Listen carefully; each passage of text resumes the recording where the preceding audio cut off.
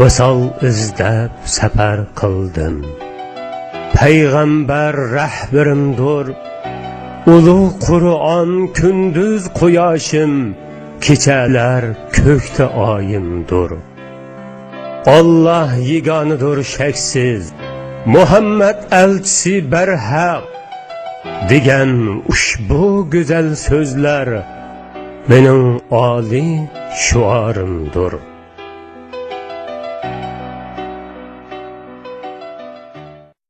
إذا ذهبت إلى الشيخ وكان عندك شيء من المراجعة جزء مثلا نعم وأخطأت خطأ أو نعم. وهذا السفر يعني ترى على فكرة ترى الشيخ معاذ يسافر إلى الشيخ يعني يذهب مع وليس الشيخ هو بجانب بيته ولا الشيخ يأتيه. نعم هو يسافر يعني سفرا طويلا تخيل حتى يحفظ. أنني كنت أذهب إلى الشيخ في نصف القرآن الأول كم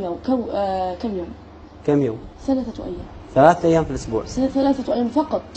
كنت أتحايل عليه. كان أول يوم يومين فقط تحايلت عليه محايلة شديدة ليذهب إليه 3 أيام وكان يوقفني على معاني شديدة. نعم. يعني كان يمكنه أن يعطيني آية واحدة فقط هذه المسافة كلها يعطيك آية واحدة. والله كان يفعلها. الله أكبر. في بعض الأيام كنت لا ألعب أبدا. نعم. ولكني سمعت أنك عفريت شوي. الحمد لله ربنا أنعم علي. نعم. هو شال مني البصر سبحان الله والحمد لله وعلى هذه النعمة. أنا في صلاتي لا أدعو أن الله يرجع علي بصري. لا تريد أن يرجع الله؟ لماذا؟ لعل يكون لي حجة عند الله يوم القيامة فيخفف عني بعضا من العذاب. وأقف بين يديه خائفا متوجلا يسألني ماذا فعلت في القرآن فعسى أن يخفف عنك والله يدخل من يشاء في رحمته. ولكنه أنعم علي بالقرآن وأنا الحمد لله إذا أردت أن أذهب إلى أي مكان أذهب وحدي فقط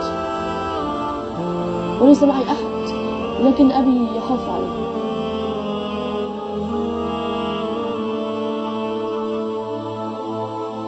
تذكرت في هذه اللحظات حال كثير من المسلمين المبصرين الذين تكاسلوا عن حفظ القرآن. يا الله ماذا ستكون حجتهم عند الله؟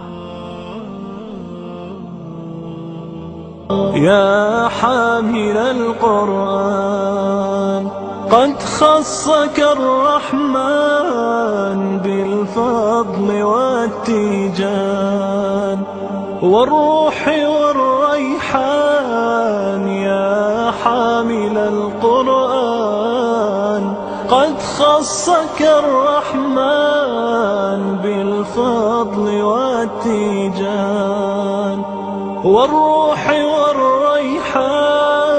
يا دائم الترتيل للذكر والتنزيل بشراك يوم رحيل ستفوز بالغفران. يا قارئ الآيات في الجمع والخلوات تزهو بك السماوات وتنتشي الأكوان. يا حامل القرآن يا حامل القرآن يا حامل